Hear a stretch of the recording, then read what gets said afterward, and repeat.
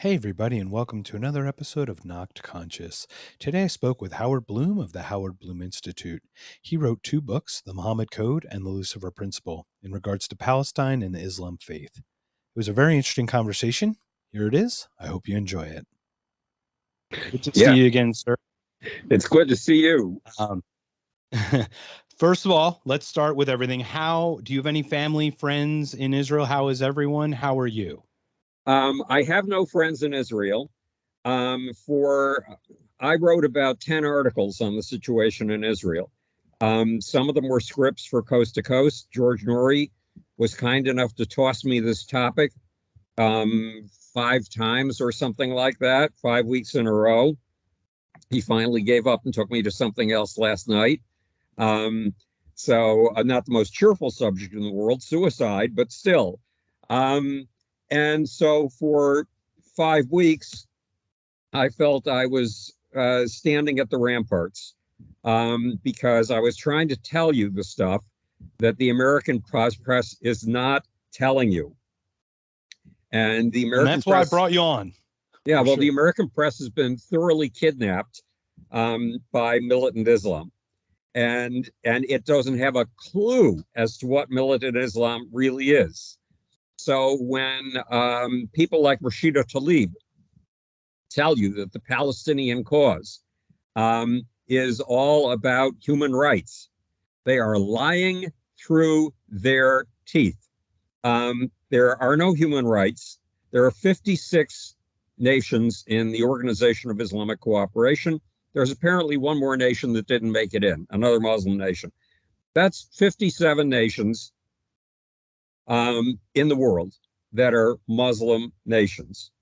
The bloc of Muslim nations is the largest voting bloc in the UN, so the UN has been thoroughly captured. The effort to capture the American media and American public opinion has been going on for at least 80 years. In the 1980s, I'm not 80 years, sorry, that's at least 40 years.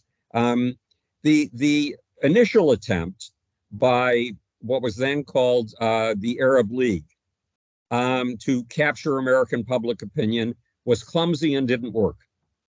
They put out pamphlets saying there was no Holocaust. World War II was a hoax perpetrated by the Jews. Adolf Hitler was a puppet of the Jews.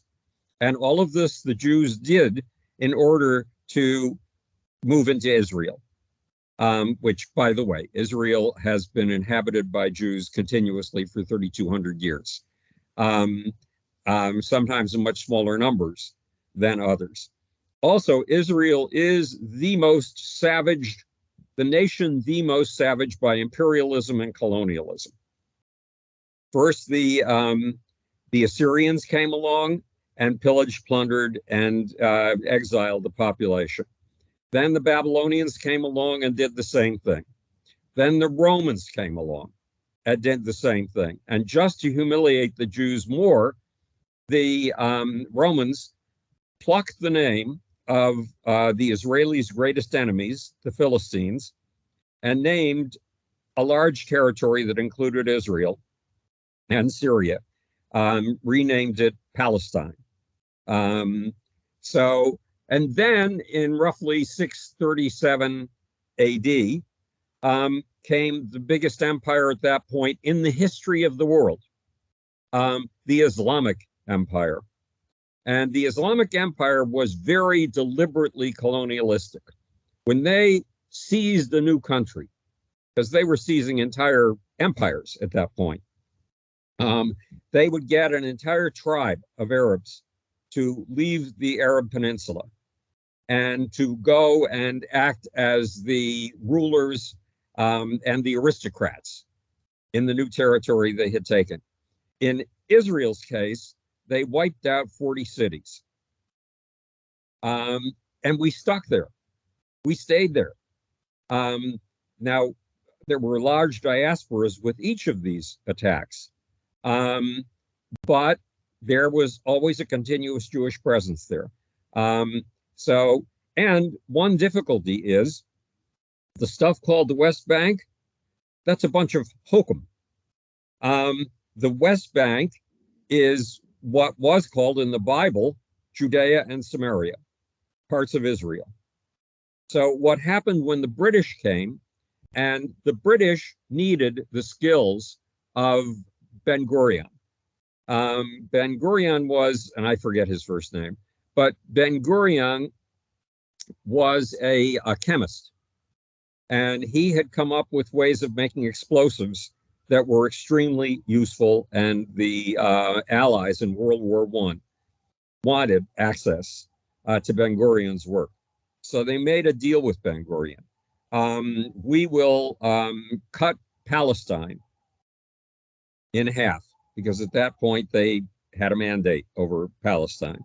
And we'll give half to you, and we'll give half to the Arabs. Well, that sounded equitable. And Ben Gurion said, yes. Then Well, if I may, is this the 5644 no, proposal? This okay, is in I just want to be clear. Okay, this is prior to that this is in 5644 proposal in 1918. 48. This is okay. This is World War I era. Okay, Right, got it. exactly. Just want to be clear coming out of that. Okay. So, because there is obviously a nuanced history about this. So please continue.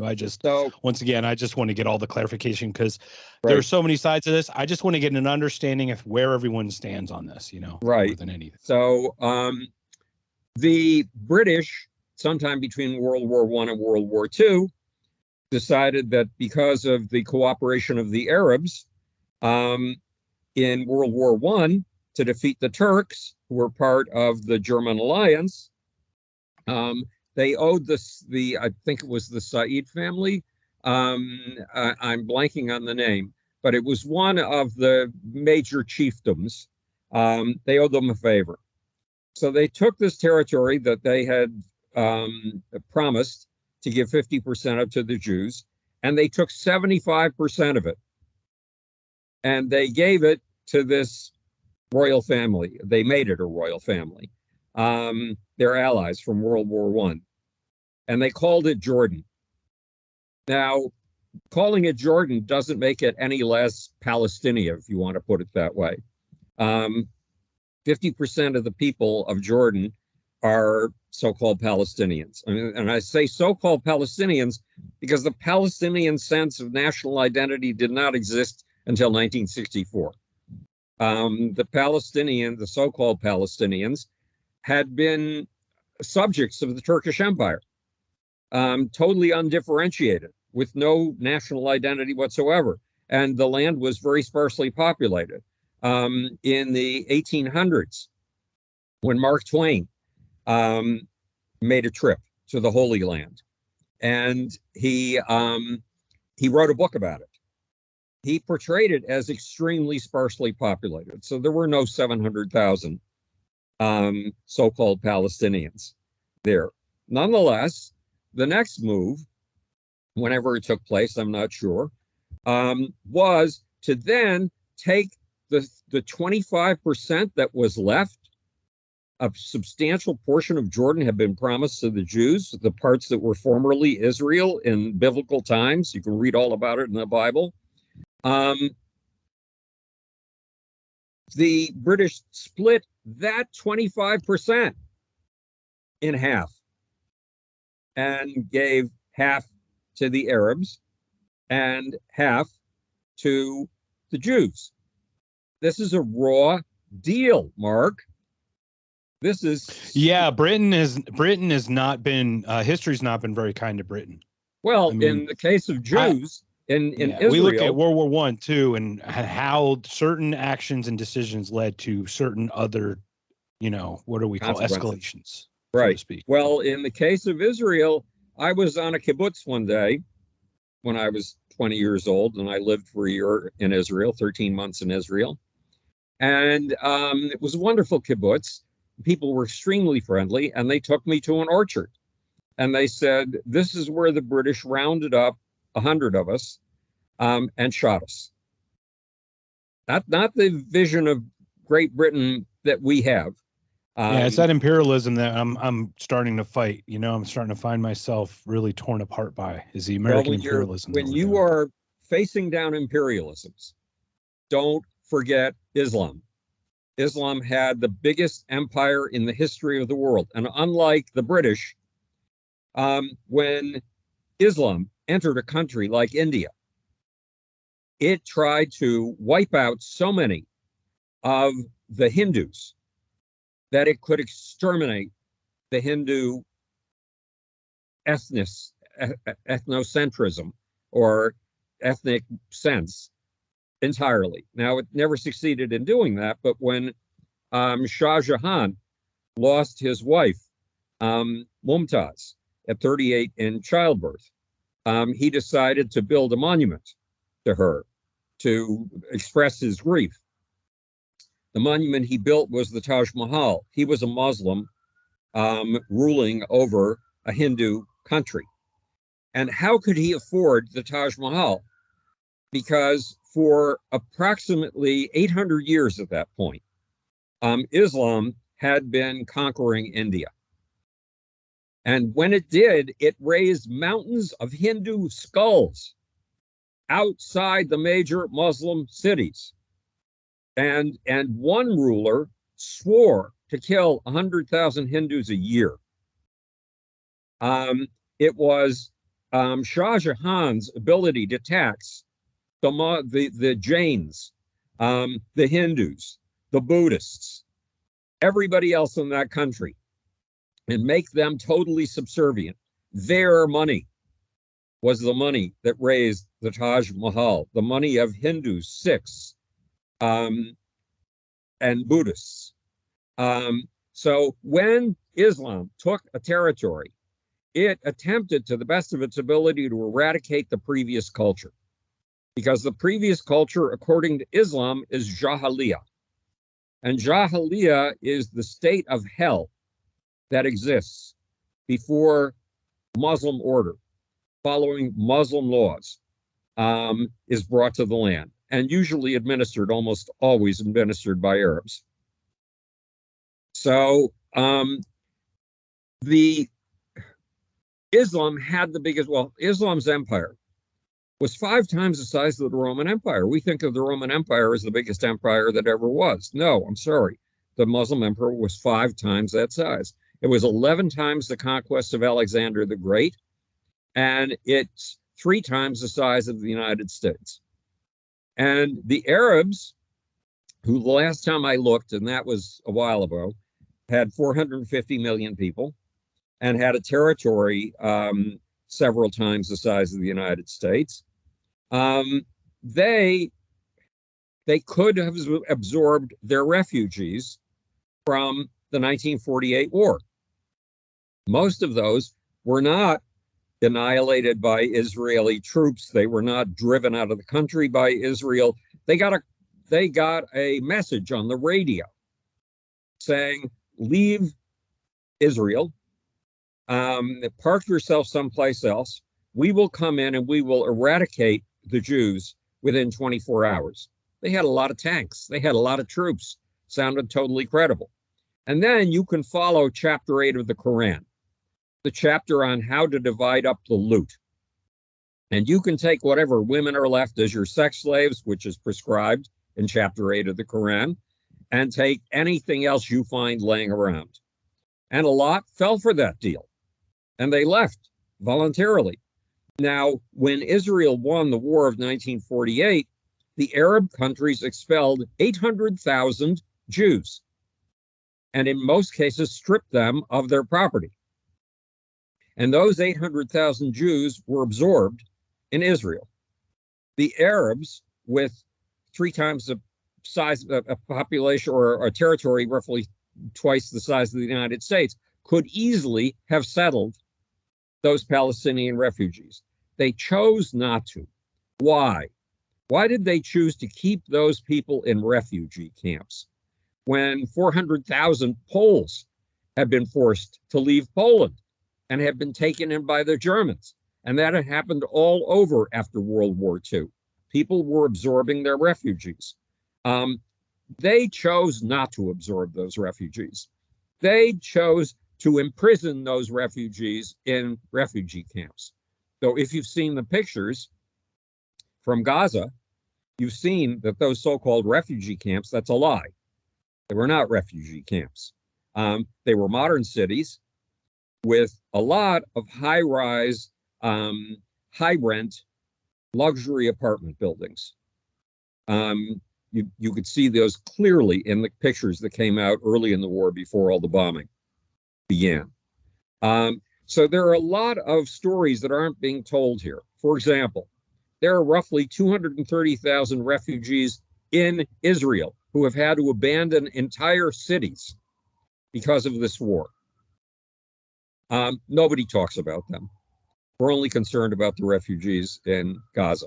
There are roughly 350 rockets aimed at civilian centers being rained upon Israel every day.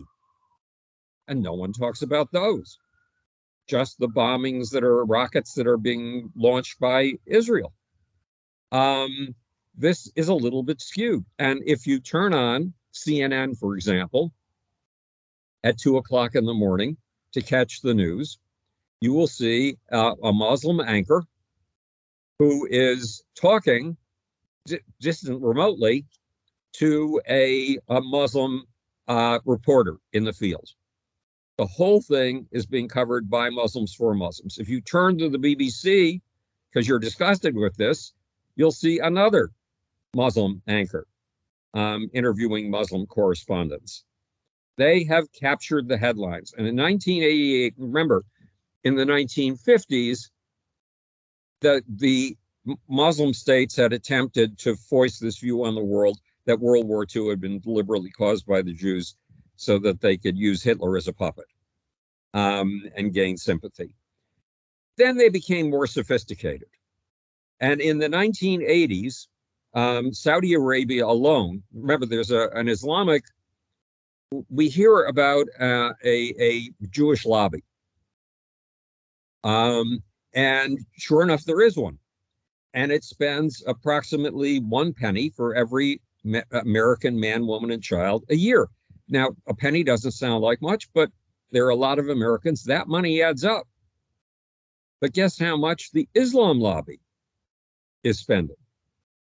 It is spending $12.38 for every man, woman, and child in the United States. 1,200 times more than the so-called Jewish lobby.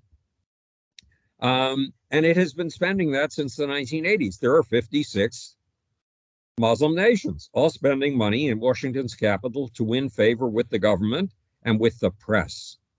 And in the 1980s, one of the things that Saudi Arabia did, in addition to building mosques in the United States, was to buy chairs in Middle Eastern studies at universities, to endow chairs.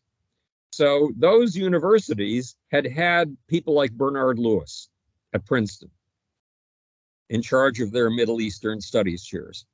Those were, by the 1990s, were gone. They have been replaced by basically Muslim propagandists.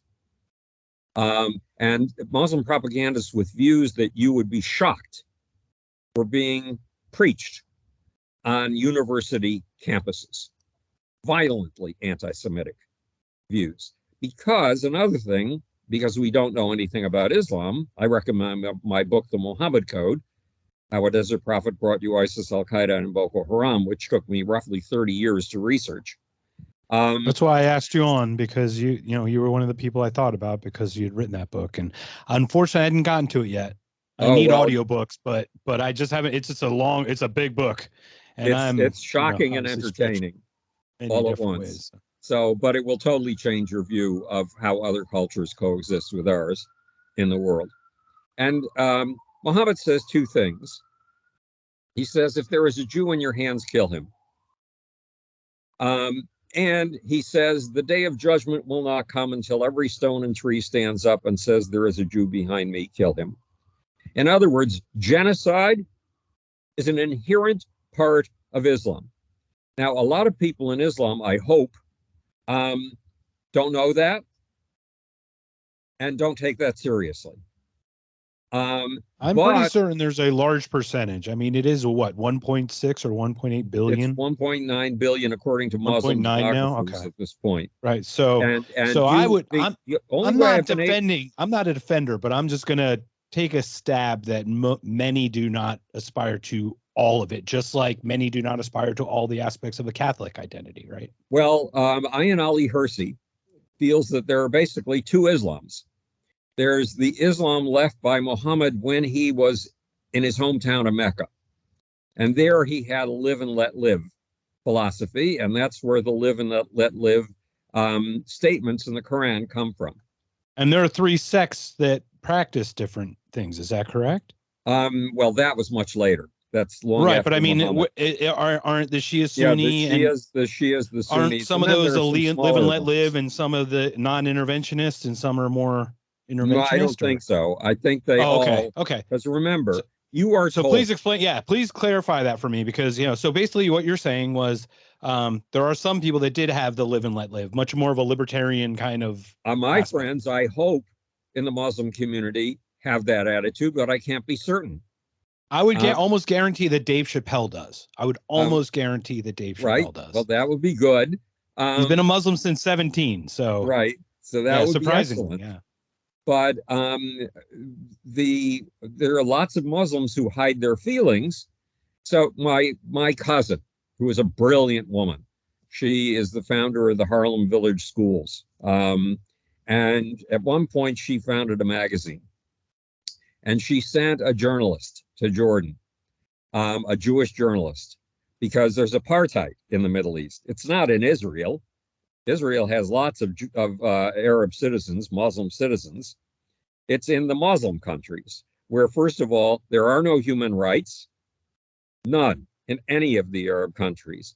And second, um, Jews, well, I told you, 800,000 Jews were excluded. Jews are, no, they're not allowed, except on rare occasion, like Tony, what's his name, our Secretary of Lincoln, State. Lincoln, Yeah. right. Um, I don't get me started on him. right. So at any rate, so occasionally they'll let in a Jew for high level purposes, and then he's got to be out again very shortly. These are countries that are more accurately described as Judenrein, which is a German word for totally cleansed of Jews, which is even harsher than apartheid. But it is basically the worst version of apartheid you can possibly imagine. There are no human rights in the Muslim world. In Cairo, about 2005, I think it was, um, Cairo is considered the intellectual capital of the Muslim world.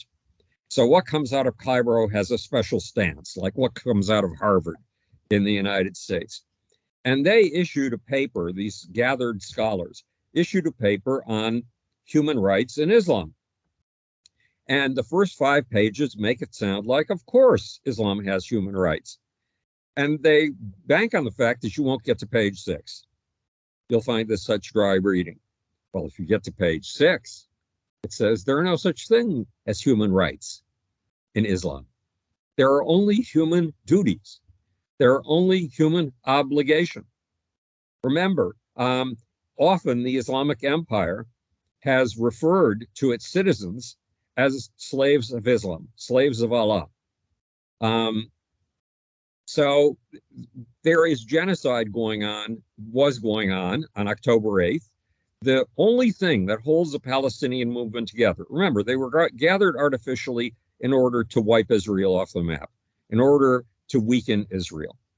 And the only thing that unites the Palestinian people is genocide, is the concept of killing the Jews, driving them into the sea, driving them out of Israel from the river to the sea, which is the popular phrase you've heard at American protests recently. And Rashida Tlaib uses it. And then killing the Jews in the rest of the world, because that's a mandate left by Muhammad.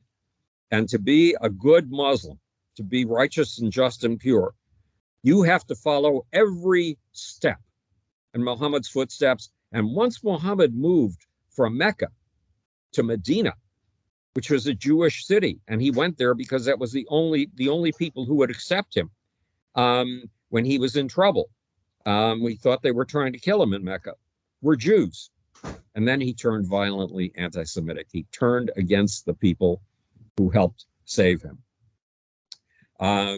And so the only thing that holds the Hamas together is this goal of annihilation, of extermination, of genocide.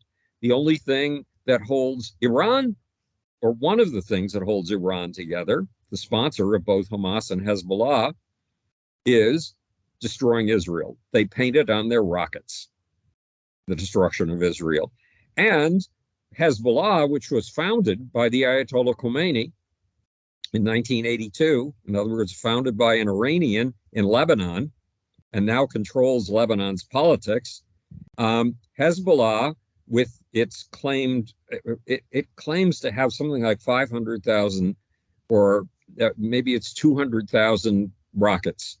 It's often said that in the West that they have 50,000. Who knows? The figure is in between there somewhere. But Hezbollah's only aim is genocide. Its only aim is the extermination of the Jews. And people like Rashid Tlaib, fuck her ass, and even Alexandria Ocasio-Cortez are supporting this idea that, oh, they're just in for human rights. They're just in for national liberation. No, sorry, that's a lie. And anybody who says it should be seriously censored. So let me. Yeah, go ahead. So we know where the United States is. Clearly, right. We moved carriers into the air region. We clearly know the United States sounds on Ukraine. So where's the dissonance in America in this? And I'm on a different fence than many. So, right. But my curiosity is how did pro-Ukraine become anti-Israel in the mainstream what I call the corporate media? How would you explain this? Again, it's look, I followed this. I found the tracks of this business of buying university chairs when I was doing my fact checking for the Lucifer principle in the 1990s, early 1990s.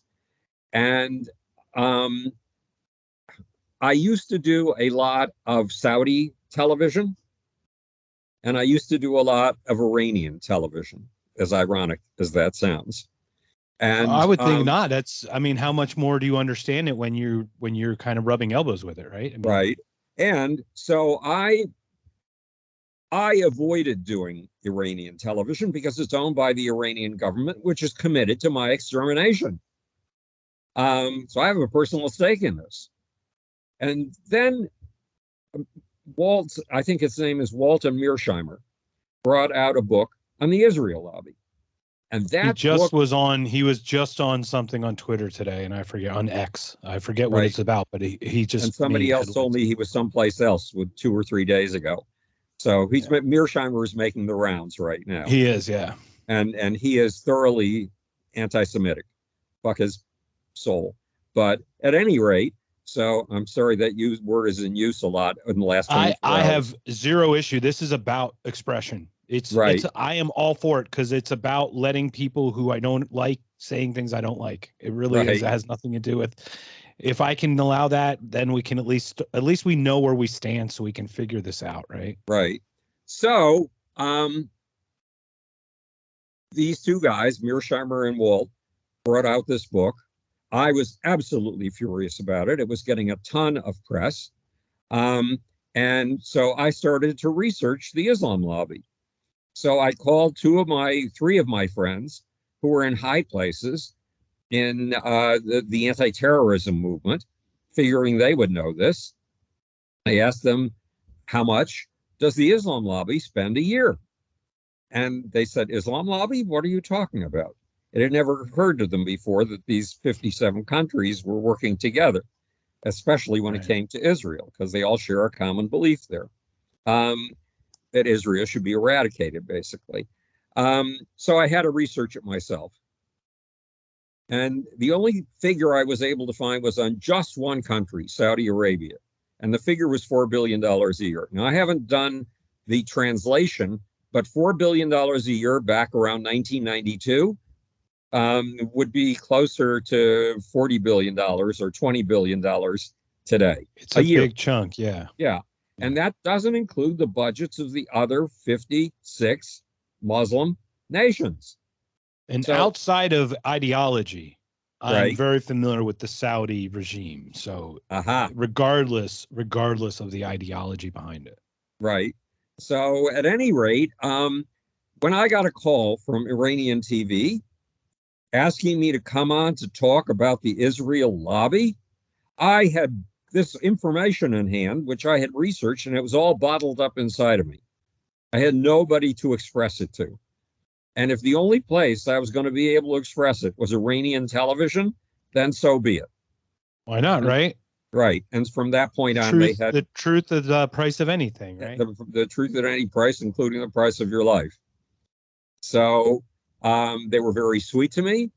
Um, they made me a regular guest, um, regular unscheduled guest.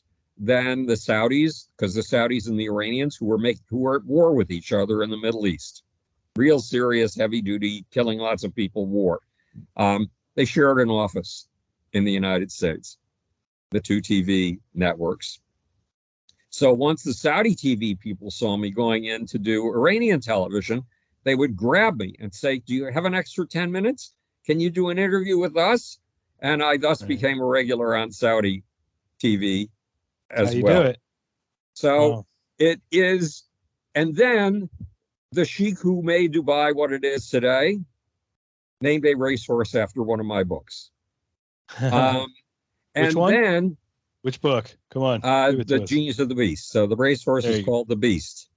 The Beast. Um, Perfect.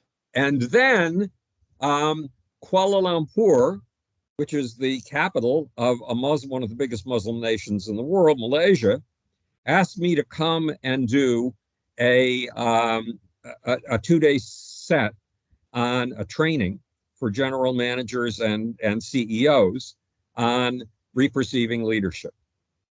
So what had happened was that back in the 1990s, when the Lucifer Principle had come out, it was immediately attacked by CAIR, the Council of American Islamic Relations. That's the Immediately. one. Yeah. That's the And they one. went to my publishers and demanded, this is in Salman Rushdie days, when people were being killed for publishing Salman Rushdie's book. And they went to my publishers, and merely having a bunch of CAIR people show up in your office sent you trembling down to your socks. Um, and they demanded that my book be taken out of print and that my publisher make sure that I never get a book in print again. That book was the Lucifer Principle. Wow. And then these organizations are all very carefully coordinated. So there was the Muslim Student Association back then, and the Muslim Student Association called for my punishment in 17 countries. And then my TV rep, what I had wanted to do ever since the 1970s, was have a TV series like James Burke's Connections. And my TV rep had gotten me meetings in Washington, D.C., with, among other people, the man who had been named the new head of the Science Channel 2 hours before we walked into his office. And he heard what I had to say and pointed at me and said, 13-part fast start. Most wonderful words you could hear if you were after your own TV series. Beautiful. So because he wanted to get this up and running so fast, this was on a Tuesday, he got his check. They have to check you out, check out your background. So he got his check them out team working on me on Wednesday. And by Saturday, the whole series idea had been killed. Why? Because Wow. they had discovered that I was controversial in the Muslim world. Then, because all these events happened that So I they were just told concerned you, about an audience issue that it oh took like yes, 2 billion people they were concerned out about of the pressure. watch viewership, I guess. These people, people like CAIR, can make you look really bad. Well, look at X right now. Look at the advertising attack on X. I mean, it is getting pretty brutal. Right on. It's nasty, and that's why Elon used that magic word "fuck" Yeah. twice. Like Um, I said, it's been going around a little bit, hasn't it? right. So, at any rate, but because I'd been accepted by the sheikh who runs Dubai, because I had been accepted in Kuala Lumpur, because I had become a regular on Saudi and Iranian television when the Muhammad Code came out, which shows you aspects of Islam that are totally hidden from Westerners, that nobody in the West knows. Even people like Bernard Lewis, one of the greatest scholars on Islam of the past 50 years, do not seem to know this stuff because they don't go to the original Muslim sources, which is where I drowned myself for several years.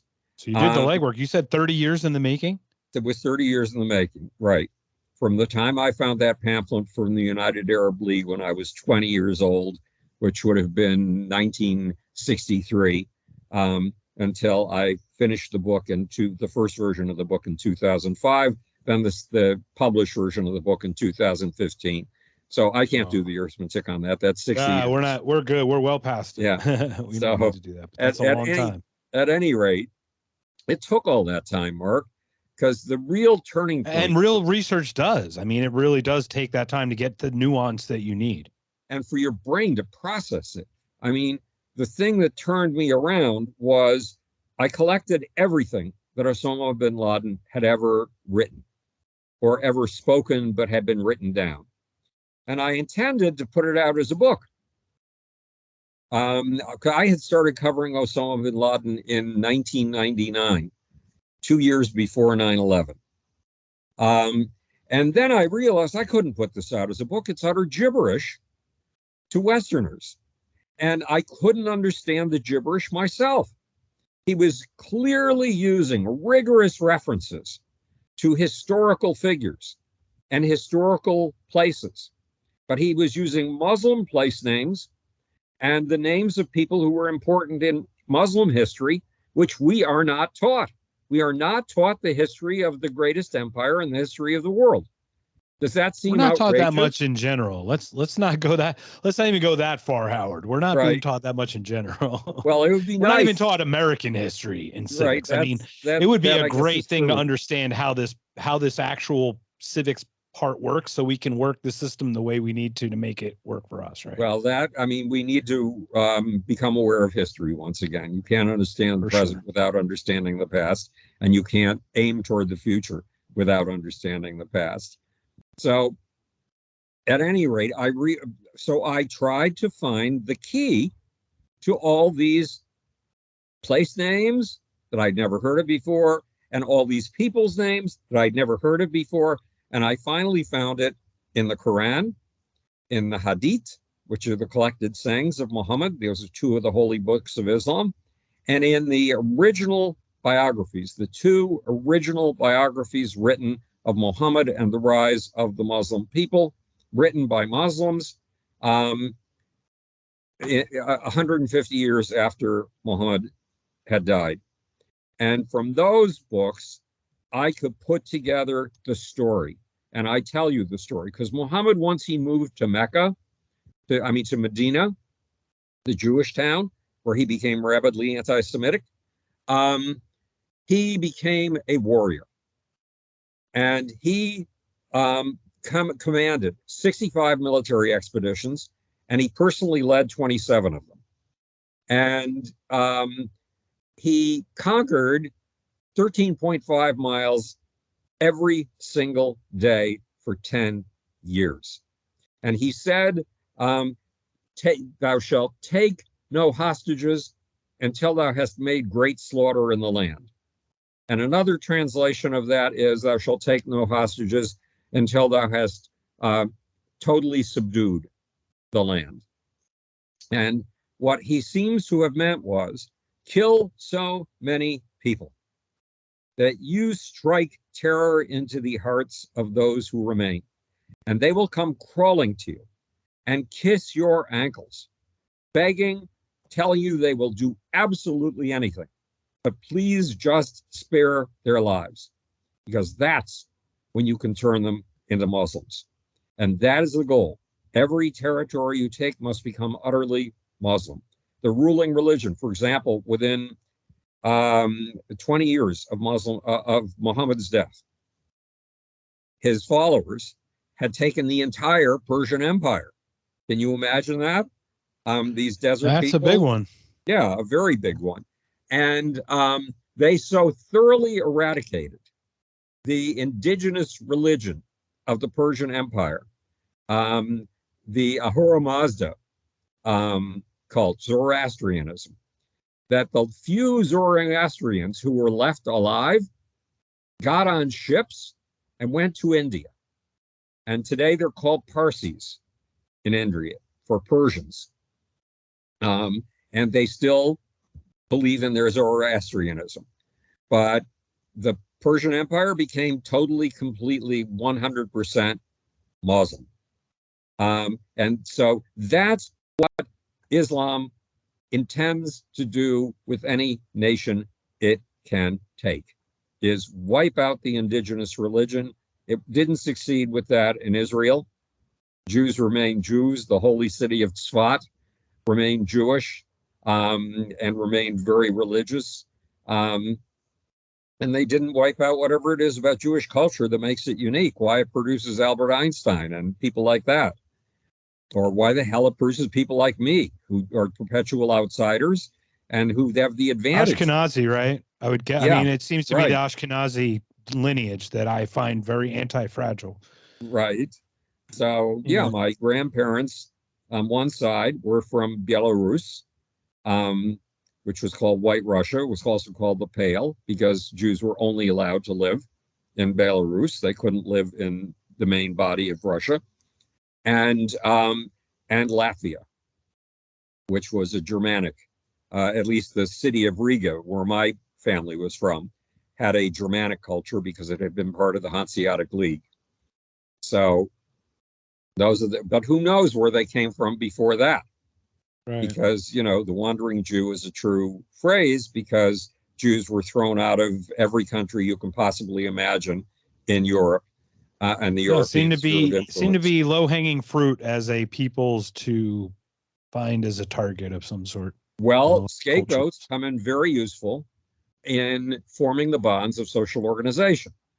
And it becomes particularly convenient when there is one people and one people alone who it is traditional to scapegoat all over the world. This goes back to an experiment I was checking up on one day from the 1940s on the frustration aggression hypothesis. And in the middle of the article was something that wasn't in the abstract and wasn't in the conclusion. And it was the most important thing to my mind in the article.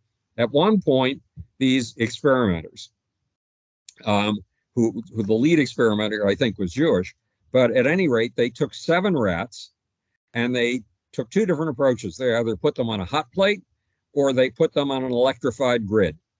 Now, when 7 rats' feet are being sizzled, you would think that they would huddle together because rats are a very huggy, loving bunch. Yeah, social. There's a social aspect to them for sure. Right. So you would think that they would huddle together to give each other comfort in the face of this storm of pain. But that's not what they do. The 6 strongest rats immediately feel out who they are and who the weakest rat is. And they beat the living bejesus out of the weakest rat. That is the instinctual underpinning inside of you and me for scapegoating. And scapegoating, look how useful Hitler found it. Look how useful. Well, we hear the story of like somebody has like a pet chimp, and for 8 years it's totally fine, and one little outburst and somebody's face is bitten off. Yes, exactly. That's just because that is an instinct. It is definitely an instinct that needs to be. This is an instinct. Scapegoating is an instinct of social construction. For sure. The Bloom. That's the whole point of the scapegoat. I mean, the whole point of how it came to be, right? You had the goat that you sacrificed and whatnot. So scapegoating bonds you together, and it's been used as a tool all over the world. And the Bloomism for this is politics this permission to hate. When Donald Yeah. Trump came down the Golden Staircase at the Trump Tower to announce his run for the presidency, he said that immigrants from Mexico are murderers and rapists. Well, he gave permission to hate immediately. He gave you a target that would allow you to recognize others of your kind by your shared hatred of this little group that was too weak to ever fight back. And it worked brilliantly for him. Why? Because when you do what's called altruistic punishment in psychology, that is, when there's a socially targeted group that is targeted allegedly for its transgressions. In the case of Mexicans, it's rapists and murderers. Well, let's take it a step further. Than the newest is the fentanyl crisis, right? The amount of fentanyl coming across is what is the newest blame or whatever. Like I said, that's the newest, at least, narrative of it. Right. So when you give people permission to hate, you raise the dopamine levels in their brain. And dopamine is the internal biological equivalent of cocaine. So Donald Trump could just as easily have been coming down that escalator with trays of cocaine. It's a brilliant bonder. We are built like the rats on a hot plate to seek out the weakest among us and beat the crap out of them. Well, let's not kid ourselves. Donald Trump is a smart politician type strategic person. He knows what buttons to push. He did that intentionally. Well, there's a story about Donald Trump that I don't think I've told you in the past, but stop me if I have. No, please share it. We'd love to hear it. I had a friend, I still do, who was I had a friend once. Right. Who was close friends with Ivana Trump, Donald Trump's first wife. Yes. And she told him she passed in the past few years. Yeah, correct? About 2 years ago or 3 years ago. And Ivana told my friend, you have to understand something about Donald. People think he doesn't read. That's not true. He keeps 2 books by his bedside, and he reads a portion of one of them every night before he goes to sleep. Now, those 2 books were Mein Kampf, Hitler's how-to book on how to make a Nazi nation, and a book called something like How We Will Conquer the World. It's a collection of Hitler's speeches. So Donald Trump knows these tricks. And in the days of the founding fathers, it was said that no person of low cunning who's good at publicizing himself will ever get to the White House, will ever become president, because he may rise in his state. But once he gets to the national level will be run by people of wisdom, and they will see through him, and he will not make it to the presidency. Well, that phrase is important, low cunning. That is what Donald Trump has in place of what you or I would call intelligence. And it is a ferociously powerful skill. Well, he is also witty, though. I mean, it is beyond, like, he could be a comedian. He has a wit. Right. There's a sharpness to him. I'm not, once again, it's not to defend who he is. I'm just saying what I've seen from him. Well, humor is also a bonding mechanism. And remember, human often depends on pratfalls and things like that. It depends on finding somebody whose weakness is obvious to all of us so that we can all gather and feel cozy and chummy by laughing at him, whoever it is. The deprecating humor, for sure. Yeah. And then there's the approach of coming onto the stage if you're a comedian and immediately picking 5 people in the audience and one by one humiliating them. And the audience gets a laugh out of it. Again, because you're picking out the weakest rat and getting the rest of us rats to get together and gang up on him. So that's why I was about to say Hitler. It's not Hitler. It's Muhammad, who was just as bad. But it's why Muhammad had no tolerance for humor. Humor is ruled out of Islam. Why? Because Muhammad's father died before he was born. Then Muhammad's mother died by the time he was 3. And he was essentially an orphan. And his uncle, who was his protector, was low down on the social totem pole in Mecca. So you can imagine what other kids did to him when he was a kid. So he sees humor as a weapon. Why? Because that's apparently how humor was used against him when he was a child.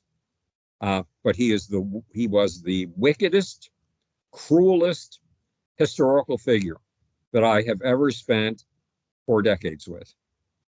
So you have not mentioned Genghis Khan, for example. Is that two? Is that number two then? Or I mean, Genghis Khan, from what I've heard, did the very similar type of conquest, just burn and rape. I mean, Well, he said that his greatest pleasure was killing men and then wearing their women like shirts.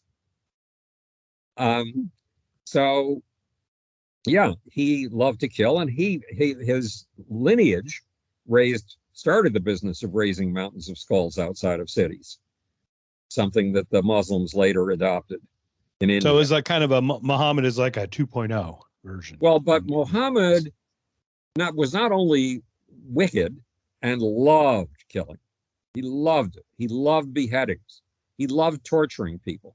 There's this um, quote that I managed to snab in 2000 from the internet, which then was a very fetal, tiny little enterprise. But there was a pro Al Qaeda group online that called itself the Brothers of Islam. And they said, we know from the scriptures that Islam, or that Muhammad ordered us. He said we would eradicate the unbelievers. But first, we would torture them. Now, the question before us is, how shall they be tortured? And that comes from an incident in which Muhammad defeated a Jewish tribe. He was very big on beating the shit out of Jewish tribes, stealing all their goods, and taking their women as sex slaves. He did that essentially 4 times. On one occasion, he let the people go away with everything they could carry on their camels. It was an ethnic cleansing. But the other cases were, one case, he beheaded 700 men, every man in a village old enough to have pubic hair, and then took the wives. He took the wife of the chief of that town, who had been walked wailing and screaming past the corpses of the men that she knew, including her husband, and took her to Muhammad, and Muhammad wedded her that night. Now, what does that mean about her voluntary accession to having sex with Muhammad that night? Right. No way. It was rape. And that's what Muhammad presented in chapter 8 of the Quran. Women they takes by the right hand. And right now you can see real Islam naked in Sudan. And in Sudan, remember the Janjaweed, the camel riding Arabs who would come from the north, Yeah. and would say, Yes. before they headed south to become parts of the Janjaweed, they would say, I'm going south to make 40 Muslims. Now, what did they mean by that? They meant, I am going south to kill the men and rape the women. Because every woman I rape, the child of that rape, is automatically a Muslim. And because I'm an Arab, that child is automatically an Arab. So I'm going south to rape 40 women. And recently, in the last 2 weeks, what the people that the army that supported the Janjaweed is now one of the 2 factions fighting for control of Sudan. And it is continuing its pillaging and conquest in the south. And it is pillaging and conquering against the black people of the South. It's a racist thing. So, and Islam 10 likes to say we are not racist. Fuck that. This is thoroughly racist. And these proto-Janjaweed ran across a group of black women without men, and they said, okay, these are beautiful. We can sell them, take them to the market where we sell them. Part of the straight out of Muhammad's day. And these are too ugly to sell in the market, so rape them. And one of these women was told, if you have a baby by me, your baby will be born an Arab. So don't keep your baby in your black village. Take your baby to the latest Arab, the nearest Arab village, and let them raise him. So this is going on today, Mark. I mean, literally in the last 24 hours. Yeah, I mean, I've not seen it really, but the slave trade, they have live slave auctions in Libya going on. I mean, it Amazing. is a crazy world in which we live right now. So So, these are yeah. these are Muslim and Arab civil rights. These are Muslim and Arab human rights. They have none. So I guess the question then is, I'm assuming, let's make a very horrible assumption that anyone who's not a live and let liver would be the terrorist side, right? Right, Because they obviously want eradication. Let's just, I'm not saying I ascribe to that. I'm just putting myself in the shoes of that thought at this right. moment. Okay. So let's just say that. So the current idea is these non-live and let livers are the ones that are generally the ones looking for the eradication. That would be the terrorist side. Right. How do you separate the wheat from the chaff? And how do you then, because as a human, it's hard for me to say eradicate. I'm not in the fight. So I really can't speak for or against either side because it's not I don't know that. It's clear conflict that I don't know enough about. Right. But I find the human in me says eradication of all seems tough. And with the idea that there are live and let livers, I would assume there's a good enough size of them at least to allow for the existence of the people. But they don't speak up. They don't have a Right. voice. And So some, the Book of Muhammad Code, because it is, how do we solve that? So what do you I mean, do we systematically I'm not saying I once again ascribe that, but systematically remove the cancerous portions of it and then slowly give them a way to get a voice? yes. And then, okay. So, first of all, I wondered why my stuff is read in the UAE, in Saudi Arabia, in the in Dubai, and one of my biggest fans is a Muslim, and he's a Muslim atheist, which is very tricky because in many countries you can be killed for being a Muslim atheist. It's against the law, and he set up a meeting for me. Well, first of all, he said, when I posed him this puzzle, why am I getting all these hits from the Muslim world? And he said, don't you understand? These are people we oppose, and we don't have a voice. You act as a voice for us. So when the Muhammad Code came out, first I privately published it, and then it came out via Feral House 10 years later. It never was accused of being Islamophobic. That's really weird. Because in my first book, they had CARE had taken simple phrases from Muhammad that I had quoted in the book and said these are a lie. All right. So the So what chapter, was the shift? What have you found what the shift was? well, apparently I'm accepted for speaking for some of these people because they don't have their own voice. And the same fan of mine said, your Pakistan needs your way of thinking. And he set up a phone call for me with three major figures in the Pakistani economy. One ran a $4 billion company.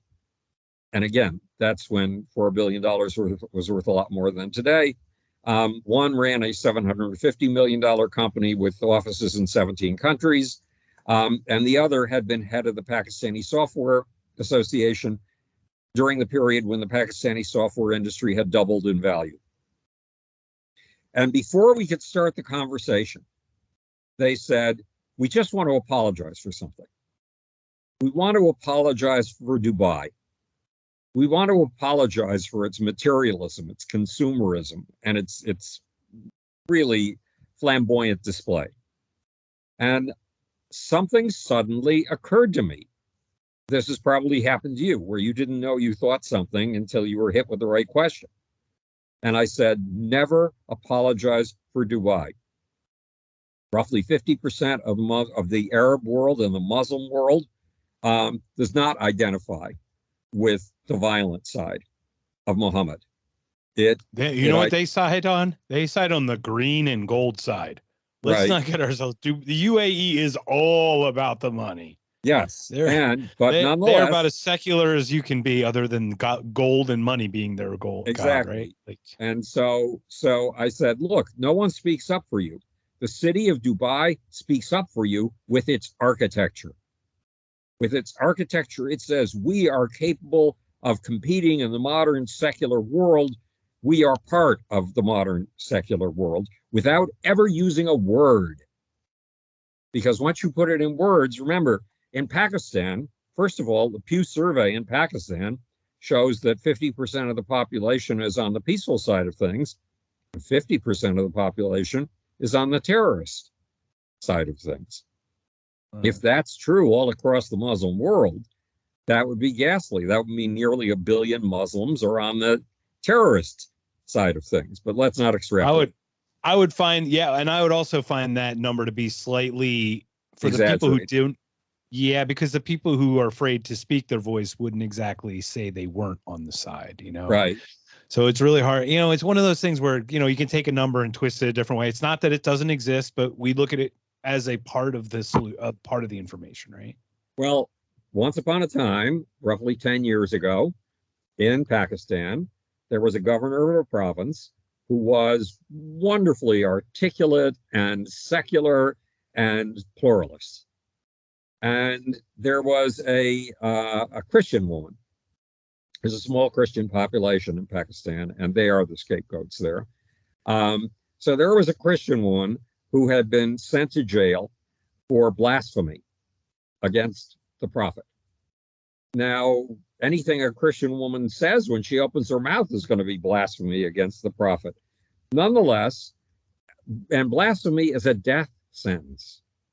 And very often in Pakistan, if the court doesn't impose a death sentence, the guards will do it themselves. Because that's being faithful, religious, and true to the prophet, to Islam. That's being righteous. And the governor, as an act of tolerance, went to visit her with his wife in the prison. And a few weeks later, one of his guards, using an assault rifle that squeezes out something like 20 bullets a second, turned on him and put 27 bullets in him. That guard, though he was sent to prison, was almost immediately elevated to a street hero in Pakistan. So where does that show you the mass mood of Pakistan is?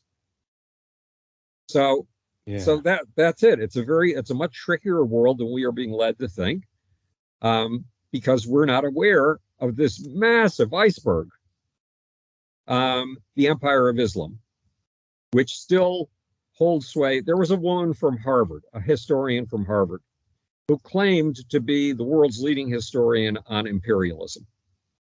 And she said, no empire in the history of the world has ever been able to hold the hearts and minds of the people it conquered.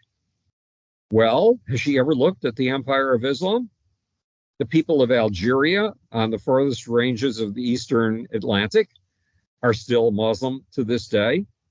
In Nigeria, the northern Islamic provinces are trying to expand their territory and take the whole thing. They are still faithful, loyal, and true to Islam to this day. And over on the Pacific, 8,000 miles away, Malaysia and Indonesia, two of the biggest Muslim countries in the world, are still faithful, loyal, and true to Islam. So is the Empire of Islam still there in some form, just beneath the surface? You bet. I And find Indonesia an interesting location. If that, because I was not aware about the religious beliefs of Islam of Indonesia, but seems to be a pretty. Isn't that a large country? 280 million very people, large country.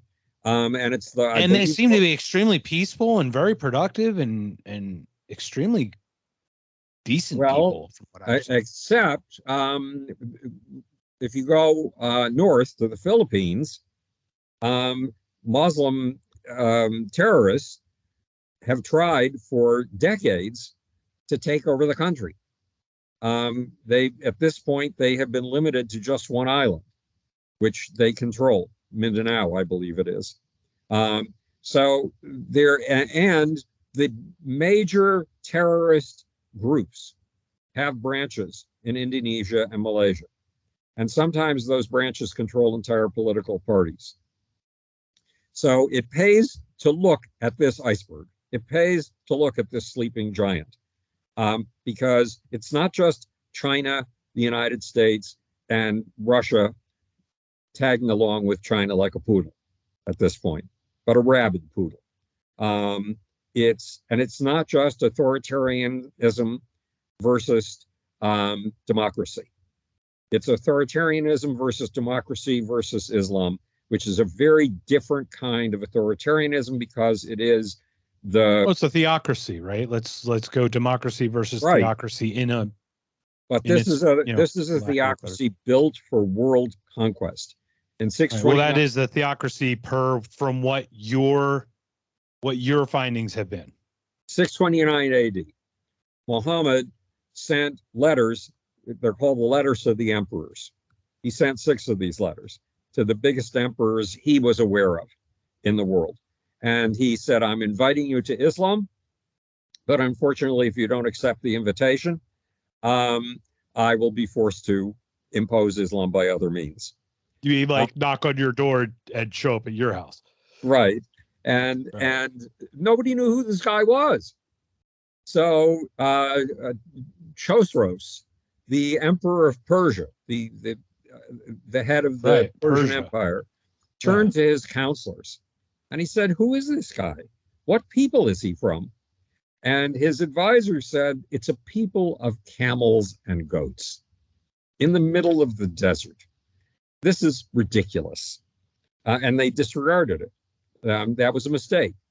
Meanwhile, Muhammad was digging a trench for an upcoming battle, and he was the first man into the trench with a pickaxe, and his pickaxe was striking sparks. And he said, that blow means we shall own everything there is to the west. God has opened the scroll of the earth to us, and it shall be ours. That blow, and he took another swipe with the pickaxe, everything to the east shall be ours.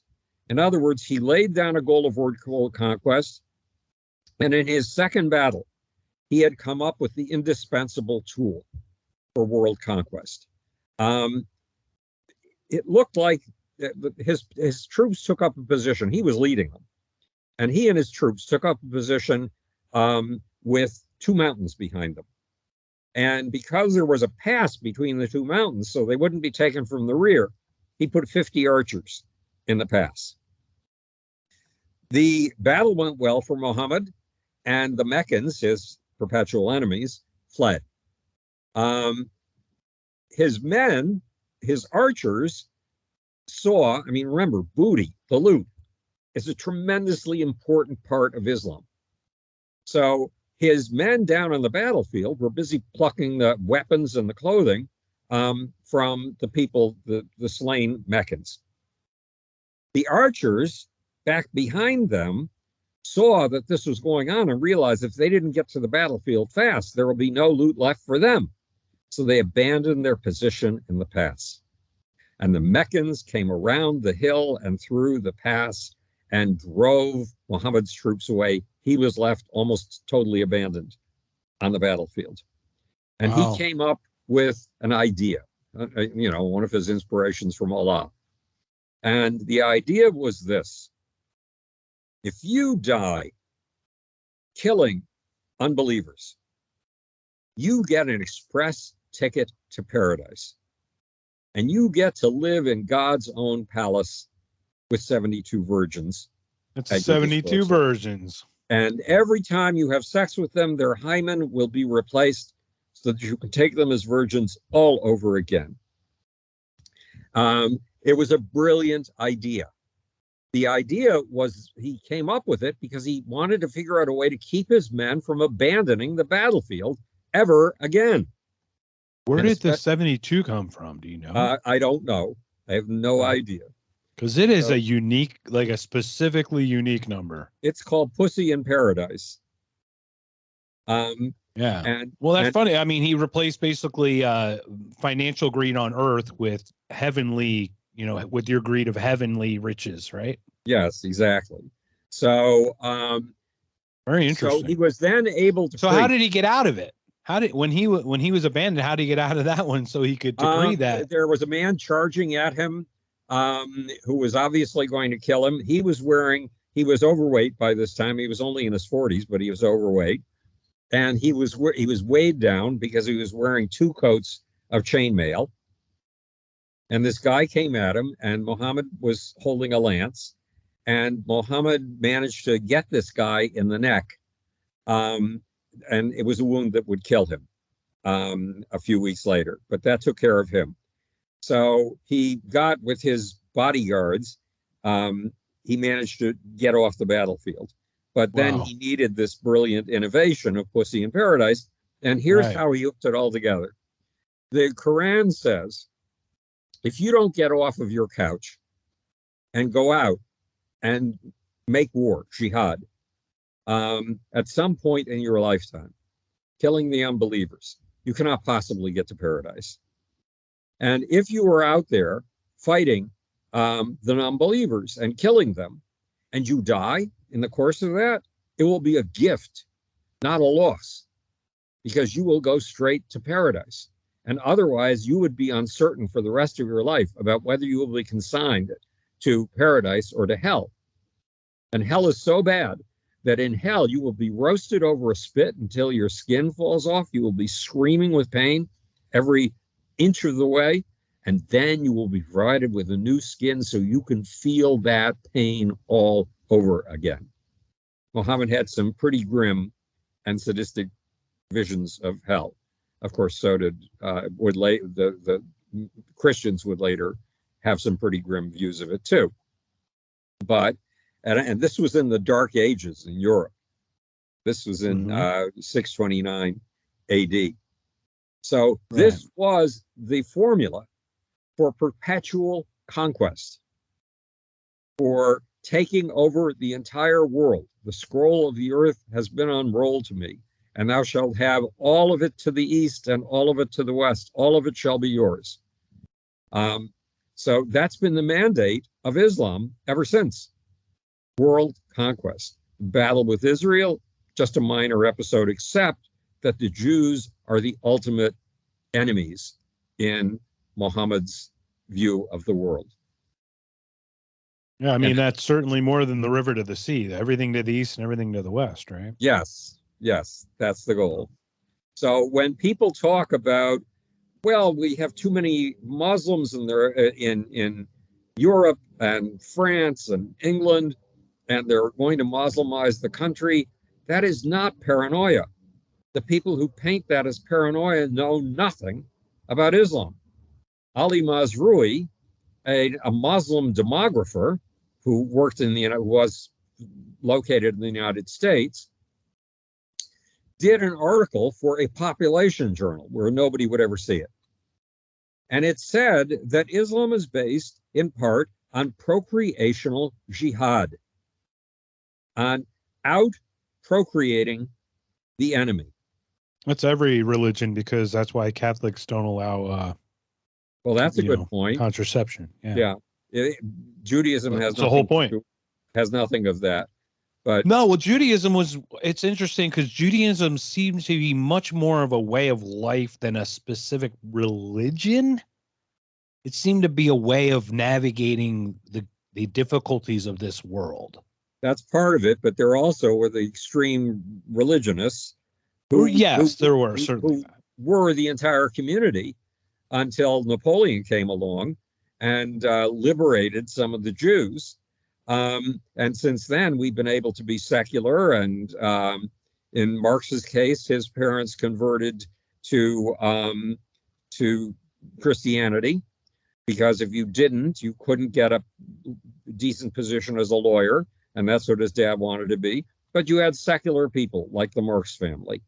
Right. After But the Jewish people never really proselytized like the Christians No, did. they never proselytized because it's a tribal religion. It's a Right. That it's genetic a much religion. different, it's kind of like a personal community thing, Right. to of a survival thing, much more than it is anything outside Well, of that. and there's a tip off to what you're saying in a simple little thing that nobody seems to notice. I told you how Islam is structured when it comes to procreation. If you knock up 20 women, those babies are automatically Arabs and they're automatically Muslims. Um, in Judaism, your belonging to the group does not depend on your paternity, on who your father was. It depends on who your mother was. Now, what is that built for, in my humble opinion? Um, it is built for a group that is a scapegoat and whose women are periodically in pogroms raped.